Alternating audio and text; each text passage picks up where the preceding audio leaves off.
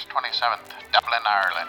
The plucky upstarts from Evanston traveled to the Emerald Isle for a clash on the gridiron against the Cornhuskers of Nebraska. Head coach Scott Frost's merry men leapt out to a 14-3 lead, only to relinquish it before halftime, going down 17-14. Humbled by the halftime deficit, the Huskers hurried out to a 28-17 lead in the third quarter. Then it all changed after a dastardly deceitful deed planned by the Huskers head coach in the form of a surreptitiously sneaky, sly, and onside kick attempt. The Wildcats of Northwestern were ready for it, and they pounced on the pointy pigskin and then pummeled their way down the shortened field to cut the deficit to 28-24. The fighting Fitzgeralds found themselves emboldened by the erroneous endeavor of their foes and took the lead 31-28 into the fourth quarter. The Huskers' hopes of a heroic revival rested on one final drive with 97 yards of the field to travel after a pinpoint precision prolific punt by the plucky Pumas. Finally, an ill-fated interception befell the befuddled lads from Lincoln, and the Wildcats added to the woes of the haunted Huskers. Final score, Wildcats 31, Huskers 28. Welcome everybody to the Sickos Committee podcast. We're going to do a recap of week 0, which was incredibly fun, and I think more than any of us could have ever asked for on that one. As always, my name's Jordan. I'm the VP of Graphic Design, along with many other titles, and we're joined tonight by Commissioner Escalante and 2 members of the committee, Rob and Pete. Let's get going, guys. Let's start with Commissioner. How do we feel about week 0? It was a blast.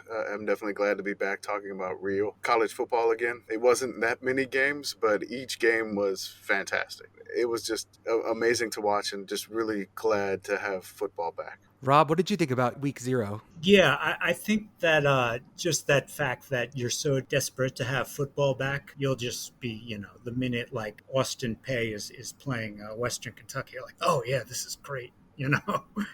Maybe later in the season you'll be like, oh, whatever. But just to have football back, it's great. It's amazing when you're starved for football that just the littlest thing like, oh, Western Kentucky is hosting an FCS school. Yeah, I'm on that. Pete, how did you feel about week 0? It was great. And as Chief Medilgrad of the Sickos Committee, obviously delighted by the big opener of Northwestern Nebraska, but there were delights to be found throughout the day, probably peaking for me really with Florida A&M's quarterback just throwing it all over what looks to be a wretched North Carolina defense. And so good to have football back, and so good to have little surprises that often don't show up in the final result, but really make every weird game worth watching. Let's jump into our first game. The Irish game, the Ireland game. We had absolutely amazing graphics. We had music that was vaguely Irish. And we had Nebraska absolutely coming apart at the seams, which we felt like was going to happen, but it all came true. Commish, your thoughts on the Ireland game? So if Nebraska fans want to get mad at me, it's completely fine. I was wearing the only Nebraska shirt I purchased from Home Field, and I thought it was going to be good luck. I got a little excited when they went up 28-17, and I was like, all right, let's go. And then when I said that, the next play that happened was what everybody's probably going to be talking about this week, and never. I don't think Scott Frost is going to be able to live that one down for a while, or if ever, honestly. I will say, as a non-Medill grad, I did wear a Northwestern shirt, so this may have been this may be me. What were you sporting, Jordan? I was sporting the Home Field Drum Major shirt. I'm a band geek, so the Drum Major thing, for my favorite shirts, I look good in purple. It's a good color on me. So I bought it, and I was like, I was wearing something else in the morning, and I was like, I'm going to switch to this shirt for this game. And lo and behold, it happened. We can talk about the numbers, stuff like that, but let's talk about some of the stuff around the game that was so much fun. The free beer. I can't fathom, in the States at least, a stadium going, hey guys, our internet's down. We can't take payments. Y'all just want to drink? And it just seems like such a beautiful Irish thing. Rob, what did you see about that? Yeah, I'm wondering about that too. Have they stopped using cash in Ireland? I don't know. I don't keep up on whatever's going on in the European Union, but that was crazy. It was just reading the descriptions of it. It sounded like people were just like in a circle getting free beer, drinking it while they went back online, and then just getting, and like there's incidentally a football game over here while everyone's getting wasted. Yeah, one of our committee members, Kai, actually said was there and said that basically he was just doing laps. You could get 2 drinks. You'd get the 2, go back in. I think he spent the entire second quarter just sort of getting drinks. And honestly, probably was a better way to spend that second quarter, depending on who you were supporting. The other thing that surprised me about that game was, well, I guess not surprising because of all that free beer, the cup snake they made. So have you guys ever seen? I didn't know about the cup snake as a phenomenon. Have we ever seen this before? No, I've seen a wizard staff before, made out of cans, and you can see just how tall you've drunk in a given night. But Oh yeah, the beer snake was definitely a first on TV for me. yeah. I've literally never seen it. Kamish? I've seen them. It's kind of like a baseball thing, I guess. From what I Gotcha. could see a lot, you'll see like Cubs games, the bleacher bums. Oh, They'll okay, do something okay. like that. They'll get wild and just like stack cup snakes. I think there was a point where like the staff would go and purposely break up the cup snakes or take them away. So they, I guess, kind of went away. But the Irish were just like, let's go, let's let them have fun. I don't think they really expected the cup snake either. But that was, I mean, it felt like it stretched from the first deck to like the second deck of the No, stadium. they were absolutely putting cups on from the second deck, Okay. which was absolutely beautiful. We were talking about other teams we'd like to see, because once we realized that the beer would be free, all of a sudden we start free associating what teams could have been there to make this better. Wisconsin would have been tons of fun. Washington State probably would have burned the stadium down. Like, these are all great choices. So thumbs up to the Ireland game. We just need to send better representatives of like our good drinking college culture there as well. Pete, you wanted to come on here and tell us a little about Pat Fitzgerald and the bowl win, or Pat Fitzgerald and your bowl win theory. I want to hear this. Yeah, absolutely. So, Northwestern coach Pat Fitzgerald, a lot of people are talking about his Irish heritage, possibly powering Northwestern's improbable comeback, in addition to Scott Frost's, impeccably poor taste in game decisions with onside kicks with a chance to allegedly steal the game with 24 minutes to go. But what's really going on with Fitz is he values bowl wins of any kind more than anything else. And the way I know this, I went to Northwestern, and Northwestern has been in a total of, I believe, 16 bowls in the history of the program, of which 10 of them have been under Fitz. And part of this... Wow. Man, Yeah. he is, once again, Chairman Escalante last week, we hadn't realized he was like 31 when he took the program over, and now he is the program. Wow. Yeah, and he's made quite a tour. So he's got an Alamo Bowl, an Outback Bowl, a Car Care Bowl of Texas via Meineke, Ticket Okay, City yeah. Bowl, Gator Bowl, Outback Bowl again, Pinstripe Bowl, Music City, Holiday, and Citrus Bowl most recently. And at some point relatively early in his tenure, he decided all that mattered was to win a bowl, because Northwestern hadn't won one since literally the 1949 Rose. So we were over a 60-year bowl win drought. And I don't know how much fans and players actually cared, but Fitz thought this was the biggest deal in the entire world. And so I don't know if you remember this, but he literally had a backpack that looked like a monkey made that he would wear himself and occasionally force his players to wear to represent the monkey on their back, which was failing to win. Again, not a Big Ten championship. No. That's too big. Like, literally winning any bowl. Like, if they had ever managed to win the Little Caesars Pizza Bowl, like, the monkey's off their back. The program's great. Got to fill up that trophy case. Exactly. They had a trophy case with like 6 in there before he Right. took over. Well, one. Actually, Okay. one. They had Trophy. some runner-up trophies before he got there, maybe. I don't know what they do for, the losers of the 2003 Motor City Bowl, but Northwestern had that prior to his You get a arrival. quart of oil for that one, I think. Exactly right. Yeah, you get an oil change and a coupon for like free wipers. Get a Now I'm wondering if Pat Fitzgerald is the coach with the most different bowl wins. I'm gonna have He to might I'm gonna have be- to look. I'm gonna have to look this up. Yeah. He doesn't actually have that many wins, though. So they finally got the monkey off their back with the 2013 Gator Bowl, which was over Mississippi State. Then they got absolutely run off the field in the 2016 Outback Bowl by Butch Jones's best Tennessee team. But then they won back-to-back Pinstripe, Music City, and Holiday Bowl. And then most recently, they beat the Kevin Steele-led Auburn team in the 2021 Citrus, which may or may not have really sealed Kevin Steele's fate as not the permanent head coach. I can't remember if Harsin was hired by then or not. Fitz lost the Outback Bowl twice, the first of which was the greatest bowl game in history, in which Mike Kafka threw for more than 500 yards on 78 attempts with 4 touchdowns and 5 picks in losing to pre-Cam Newton, Gene Chizik Auburn. But anyway, I bring all this up because Fitz's mentality. I actually have my wife's cousin works for the Edinburgh Football Club Rangers, and they have a trophy room, and it's just full, and all of it is from meaningless friendlies that they lost for the most part. But the trophy room is full. It's an astonishing thing, just wandering around all the variants you can find. So Fitz is collecting those, and he clearly regarded the Aer Lingus Classic against Nebraska as a preseason bowl game. And therefore, he's never wanted to win anything more because it was Ireland. And even though they were horrible last year, went 3-9 and should have been worse than that, in his mind, he made it to the first ever preseason bowl game. I listened to the post-game radio show on WGN, and he was asked about the experience and was talking about how they were going to build on it. But what he really emphasized repeatedly was that they got a trophy for winning this game.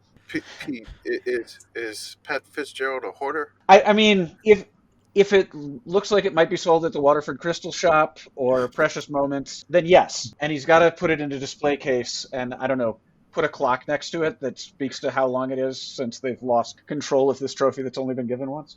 I mean, they are now the Irish national champion. They took the crown from Georgia Tech. They are now the Irish national champion. Yes. They won the last game that played in Ireland, so we crowned them the Irish national champion. Yeah, undisputed. Unfortunately, Northwestern's history after winning bowls is pretty poor. And in fact, Fitz has generally done better after losing a bowl in the following season than after winning one. So, quick rundown. So, the first win was the Rose Bowl, 1949. They were 10-1. Otto Graham was the quarterback, one of the great NFL QBs in history, won a ton of titles with the Browns. The next year, they went 4-5. And they didn't even attend another bowl until 1995. So had a pretty cold streak after that. Then 2013, they won the Gator Bowl, got the monkey off their back, and immediately went 5-7 the next year. And that one was particularly heartbreaking. They hosted game day against Ohio State, and they were 5-0 at the time, and they lost their last 7. So that the bowl curse took a while to show up then. December 28th, 2016, they won the Pinstripe Bowl, and they were actually good the next year. So that's a very rare exception. They went 10-3, and were actually a better team than the year before. Then they won the Music City Bowl. Many apologies to Kentucky. That was a brutal game where I believe, I can't even think of his name. He's on the Steelers. The running back who got ejected for accidentally getting knocked over by a referee. It was a hideous game. Yes. Penny Snell, yes. The worst ejection I've ever seen. Yeah. And the next year, they technically won the Big Ten West, but I really do want to emphasize technically because they barely went 1-2 with losses to Akron and to Duke. I believe they had 3 overtime wins in that season, and they were just hideous. Like, the actual archetype of what's the least you can do and win a division, Northwestern set that year. They beat Utah in a bowl, and then immediately went 3-9. And then they had that magical 2020 run where they made the Big Ten championship game again, beat Auburn, and immediately went 3-9 again. And so my great fear is a lot of Northwestern fans are feeling upbeat. This team is exceeding expectations. I've been fading them forever. I don't think there's any recovery with this current staff. I think Fitz has not done a good job replacing Hankwitz, but I will stop being serious about Northwestern football and just say that since he's already won a bowl this year, in his mind, I don't think he's even going to care whether he qualifies for one later. And we may be looking 1-11 is on the table. I think that they showed a lot of heart. They got that hardware. Fitz hoisted the trophy. There was a presentation. Bring your champions. There's our meet. Actually photoshopped a crystal football helmet onto Fitz. At least I hope it's Photoshopped. I'll check. It's possible it's real. And if so, he may just retire. He may just retire and wear the crystal football helmet full time if it's real. This is really feeling like Star Trek movies. You get a good one and a bad one. It's never consistent. All the evens are good. All the odds are bad. So I feel like Northwestern's really like, okay, we had it was our Wrath of Khan year. Things were really good. Like, oh no, now we're in search for Spock. Things got really bad. That I'm looking at it now and seeing we won a minor bowl. We made ourselves rings for some reason and possibly commemorative sweatshirts. And wait. There was a ring for this? No, not for this. Okay.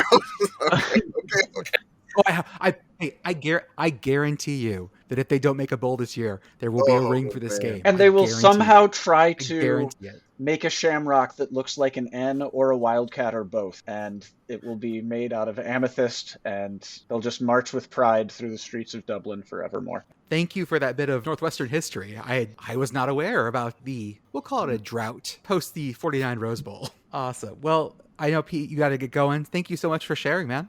So yeah, the Nebraska game was basically what we thought it was going to be. It ended up being this issue of Nebraska not being able to find that gear and just coming up short. Nebraska has a special teams coach now, which is great. However, I'm not sure that maybe they used him. Maybe that was the problem. I'm not sure about that game. Was Nebraska has lost 7 straight games, all by single digit. And the Cornhuskers are the first major college team in the AP poll era to do this. It goes back to 1930s. We want Nebraska to be better.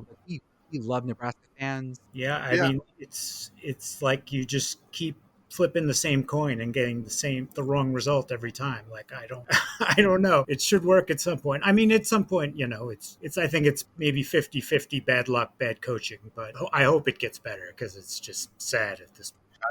I am going to send a voodoo priestess from my home in New Orleans, Louisiana. I'm gonna send one up to Lincoln, and we're gonna lift that voodoo hex over Lincoln. I don't know what's going on. I definitely want to say as well that Casey Thompson, our Texas transfer to Nebraska, is our current Detmer leader. You don't know what our Detmer stat is. It basically takes into account how much you throw, how many yards you throw in a game, and then what happens with it. We want TDs or interceptions, nothing in between. And with a 1.33 Detmer, Casey Thompson is our current leader. We love the Ireland game. We definitely want to see more international games in weird places with weird teams. Our next game is Western Kentucky and Austin P. Austin P. I think it's Austin P. The big takeaway, besides it being the first game of the day, was also that Western did not look like Western. No, they didn't, and it's kind of tough to duplicate what they did last year. But I was really, really excited to see this game. I mean, as soon as that CBS music fired up, and it was just like, da, da, da, da, da, da, da, da, Austin P and Western Kentucky. I was like, yes, let's go.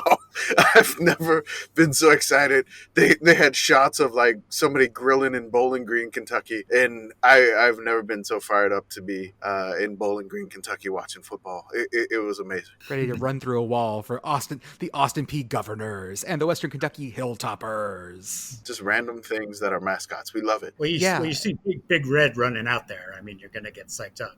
Oh yeah, guaranteed. Our beloved college mascot, who is also part of an Italian court case, and I think it was a lawsuit about likeness rights. One of the weirdest stories ever. If you haven't found it, I'll post it on the Twitter account at some point. But yeah, Western Kentucky's mascot, the Hilltopper, was absolutely brought up in Italian court, and one of the weirdest things I have literally ever seen. And just that image of Big Red standing next to his lawyer. I just love that. Yep, and not for a murder charge like we all figured it would be. Not because he ate anyone or anything. Definitely not because he ate a cheerleader. No, not that, or I'm pretty sure he secretes meth. I'm not sure about that, but meth might come from his orifices. I don't know how he works. I have not taken that class. Yeah, Western just kind of came out flat. They had some rain, they had some weather issues, they had some pesky FCS issues, but they just came out flat. It was a fun game. It was again, the weather issues had. There was only rain in one spot in the entire state of Kentucky, and it was basically in Bowling Green. Austin P was just random weird fumbles, like slippery footballs. It was a lot of fun, and I will recommend the Austin P the person. Just if you get bored one night, just take a look at his wiki. There was some weird political things along with shootouts of rivals, and it's an interesting read if you ever get bored and you want to check it out. It was very fascinating the first time I saw it. It also had probably my favorite video clip of the entire weekend. The Austin P quarterback, after he threw a brutal interception, trying to chase down the D-back who had the ball, and at the very end, flailing its arms in a very whoop, whoop, whoop, whoop, whoop, like very Zoidberg moment, trying to catch him, and just absolutely failing at it. It was beautiful. I don't know what he was thinking besides gotta do something, but gonna save that one for the entire season. It's beautiful. So next up, our beloved Yukon Huskies. Guys, they showed some fight. Jim Mora may have this thing at least turned in the correct direction. I mean, they ran the ball. They ran the ball very well. That's a key part of the game. So you're going from like zero function to like, we have like one element of the game we can do now. Sky's the limit from there. We do want to say that Yukon didn't win the game. They came within 11, which is pretty good. And especially because they were in Logan, Utah. It was like 92 degrees out and altitude. Logan's at about 5,500 feet. So they were fighting lots of things and still looked pretty good. You know, they went up 14-0, and then they scored an extra touchdown after their quarterback got hurt, and he got knocked out. So they were doing this with a true freshman, like never played, never thrown a pass, and his first pass was an interception, but it didn't hurt him. They still went up 14-0. They fought it hard. Utah State took a 24-14 lead. They were battling the entire way. They ran the ball relatively well. They got to within 24-20. There was this weird, questionable pass interference call that allowed a Utah State their down conversion late in the fourth quarter, and then Utah State was able to put it away. But I mean, they fought hard. And it seemed like the kids last year, with like the Edsel situation, with the interim coach situation, it was a bad situation all around. But I'm really glad that they played really hard. I was really happy for the Husky faithful. And I mean, that's our number 2 ranked Sickos team. We want them to do well. We were joking about the beginning of the year of potential bowl game for UConn. After seeing that, I mean, we don't sound as crazy. I mean, we still sound crazy, but maybe not as crazy. No, I mean 4-8 is definitely possible, and that would be huge for them at this point. Yeah. I'm all on board the Husky Revolution. I was not sure, but I am absolutely on this Husky Revolution. We have our Husky Revolutionary that I feel like it's going to get lots of play this year. Our image that I absolutely love. By the way, when you try to AI generate things that are like Husky Dog in French Revolution, oil painting, you get lots of really like gory, bloody things. I sent you guys like the nice ones, but they were like guillotines in some of them. No. Yeah, no, it got really dark really fast. I don't know what Maybe that the American Revolution instead of the French. Yeah, I don't know. Well, like in my mind when I saw Husky Revolution, I was like, oh, I want him in like the big the coat that he's in, like that big blue coat with the nice like tie. But yeah, oh man, yes, they were like guillotines. It got dark real fast. Next week, UConn is. They got Central Connecticut State. Oh, that's right. They got Central Connecticut State coming at home. That could be a pretty easily winnable game for them. Central Connecticut State is not great. Then you got Syracuse coming into town. The Paul Pasqualone Bowl. And then we'll talk about them going to Michigan. Let's fold in two sort of together. We had two teams both alike in dignity in fair West Texas / East New Mexico, where we lay our scene. New Mexico State and UTEP both had home games. They both almost sold out their stadium, or did. They both ended up with rain delays, and they both couldn't quite get over the hump. UTEP took on North Texas and got palendromed, unfortunately, 13-31, while New Mexico State took on Nevada with all their new everything and ended up losing 23-12. Both of these games were a lot of fun. New Mexico State got the ESPN2 treatment, which was super fancy, while UTEP managed to be on Stadium, which apparently has a deal with Conference USA that I did not know about. So New Mexico State ended up with the better TV slot. Kamish, anything about those two games? No, the UTEP one, they kept, I guess, shooting themselves in the foot in the first half. I mean, they got inside the red zone twice. They got to the 2-yard line and snapped the ball over their home quarterback's head off to the side and just like went away with no points. It was 14-13 and a half, and I was like, maybe they can stop shooting themselves in the foot, but they could not. The one thing about the Sun Bowl, though, it was rocking. There was like a DJ, there was like a weird club atmosphere, there was like a quinceañera atmosphere. Like the DJ was going from weird song to weird song. I mean, at one point the Venga bus was coming, and then all of a sudden, thunder, and I'm like, what is going on? And I was just really confused because like the commentators were just trying to commentate and you could just hear the music. I mean, it was incredibly loud. I'm sure the atmosphere was great. The Miners didn't play up to the atmosphere, but it's just, It felt like that they just couldn't get the ball moving. But I mean, the Sun Bowl was rocking. They had that weird, like, one side you'd see like crazy lightning, and then you'd pan over to the other side. It's a double rainbow. I think somebody said El Paso is like, it's an actual alien landscape on Earth. So that was in one of our replies. But yeah, it was a great atmosphere. It was fantastic. New Mexico State, Las Cruces. The fun part, Las Cruces was taking a dig at UTEP. It was like, no lightning delays here. And then like 10 minutes later, they had a lightning delay. New Mexico State, though, first safety of the year, baby. That's They right. get the honor. They didn't do anything. It just Nevada basically snapped it over the quarterback's head. He recovered it in the end zone. But I don't know. New Mexico State's quarterback he's a gunslinger. I mean, he was running for his life, but he was running all over and just slinging the ball everywhere. Nevada didn't look that great, but like they just did enough to win and just kept putting it out of reach. Nevada's under entirely new management. They have no one coming back. But they got the safety first. So that's That's the right. most important. That's the important That's what thing. I say. Safety first. Once you Yeah. safety, okay, got it. That's I'm sorry. I'll leave now. Someone, no. Someone mental note me for a T-shirt or a design for later on. We need a safety first design. That's Right. absolutely. And then we hold the safety first. The prayer hands, yeah. We're still on this UTEP Bullbound Express. Well, UTEP coming up they're going to Oklahoma next week, so that may be a rough one. But the next week, the week after that, on September 10th, the Battle of I-10 is on at the Sun Bowl. If you guys have never watched New Mexico State UTEP, it is a good rivalry game that is like this weird blood feud between these two towns that are not that far apart. But even though both those towns are 1,000 miles from anything else, and it is a great game. It is always weird. It's usually windy for whatever reason. It's beautiful. They've played that game like 90-something times. It is an old rivalry. I mean, it's the only rivalry game that I know that has two different rivalry trophies. So you get two for the price of one rivalry game. You get two trophies. It's like brass platoon and then like a shovel. Someone tell Pat Fitzgerald that. He's really going to get excited. Oh, he's gonna go to New Mexico State. He's got to fill up his trophy case.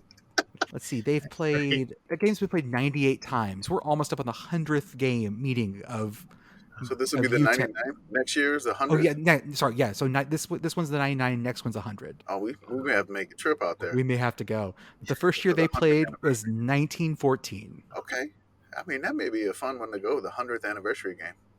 I'm thinking that. There was some other fun during the day. Florida State and Duquesne. Florida State looked pretty good the whole time. We thought that Wyoming, Illinois was going to be more interesting than it ended up being. Wyoming just sort of got run over. But we will go to our nightcap. A game that I think surprised us all. Vandy, you went to Hawaii and beat that ass. I'm so happy for you. Oh, man. Anchor of Gold. Guys, I'm really happy for you guys. I mean, like Hawaii went up 7-0. I'm like, okay, we may have a game here. And then Vandy goes back. Okay, it's 7-7. I'm like, all right. And then the next play after that, Hawaii fumbles, scoop and score essentially. Or like, was it the linebacker like hit the ball and it popped up in the air perfectly for the cornerback? It was something so dumb. Yeah. God. It was like a perfect, tackle, fumble recovery for a touchdown. And then it's 14-7. I'm like, oh, okay. Then Hawaii fights back. I'm like, okay, it's 14-10. All right, we got a game.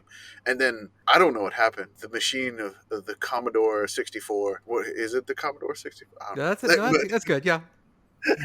Yeah, go with that. Go with it. Sure.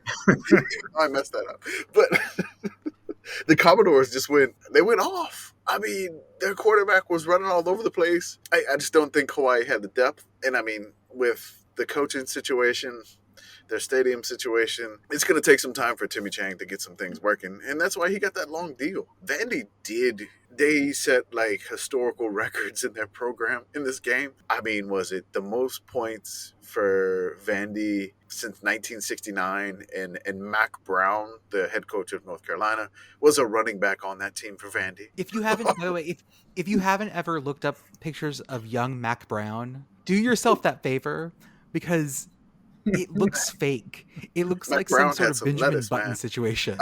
It's really scary. Somebody said it looked like Lego hair. He did. But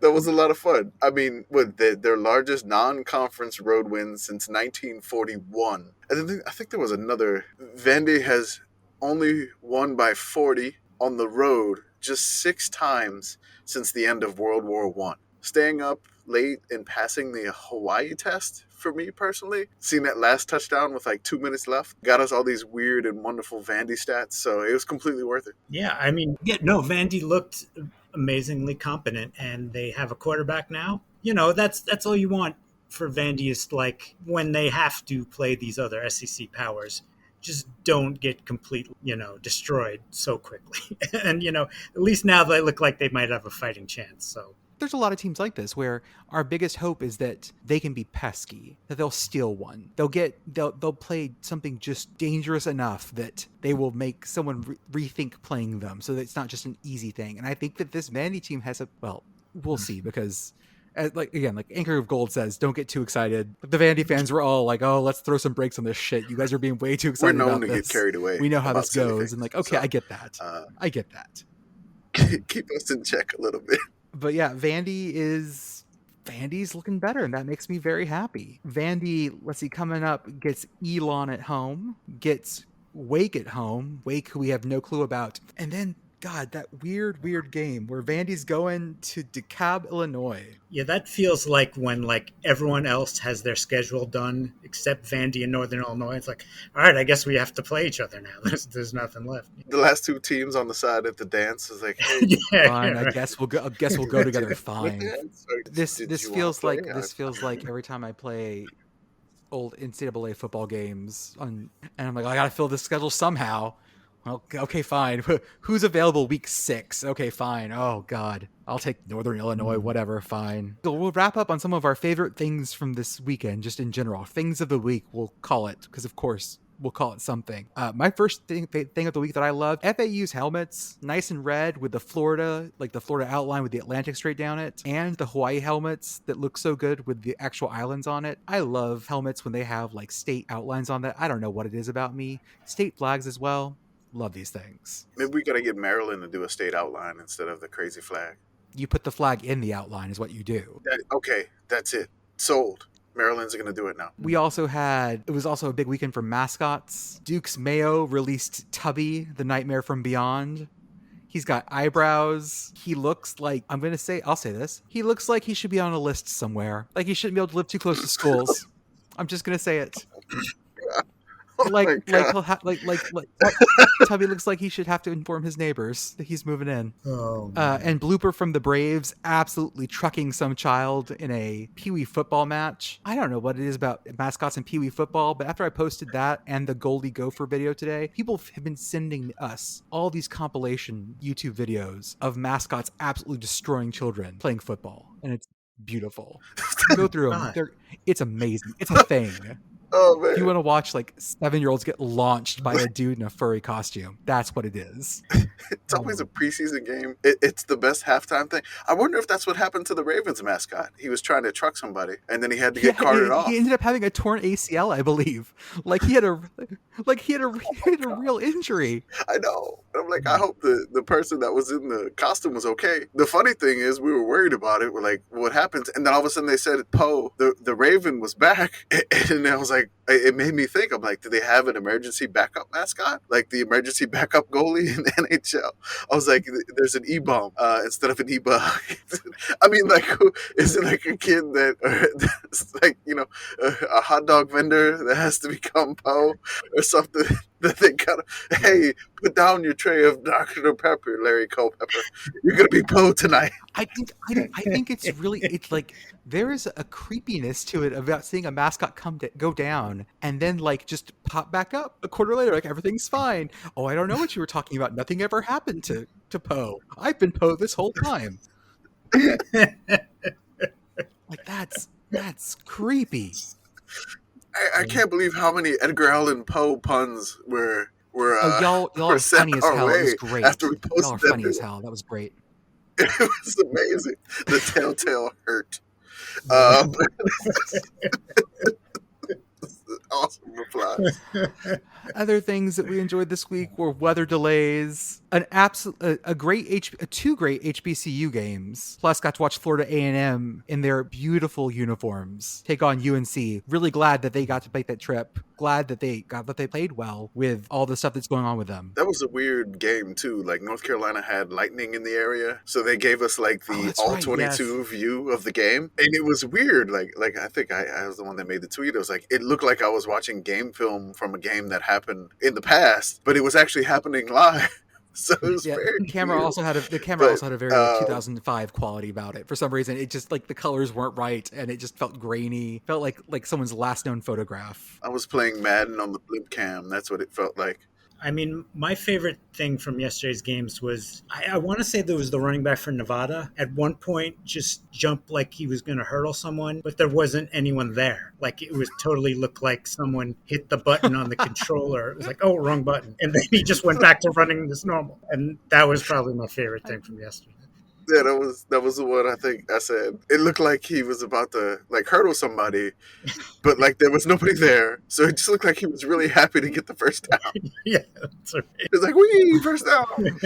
Week 0 is great because for this very reason. Like everyone gets to watch these games that probably wouldn't get the eyes on them, because next week we'll have week 1 and it'll be full of other stuff that's really big, and luckily it's spread out over the course of the long Labor Day weekend. Even though, hey, Georgia Tech, we're all going to watch you play Clemson on Monday night. We're all going to watch that. You know that, right? But the rest of the weekend is going to be a lot of fun with lots of things going on. So I'm scared. But this first weekend, we had so much weirdness, and we were just happy to share it with you guys. It's been a great season so far. We'll keep it going. We'll be back later on this week with a preview of the stuff coming up. Everyone have a great week. Enjoy the first couple days without college football before we get to the fun stuff on Thursday for our first game. Have a great week, and we'll see you later on.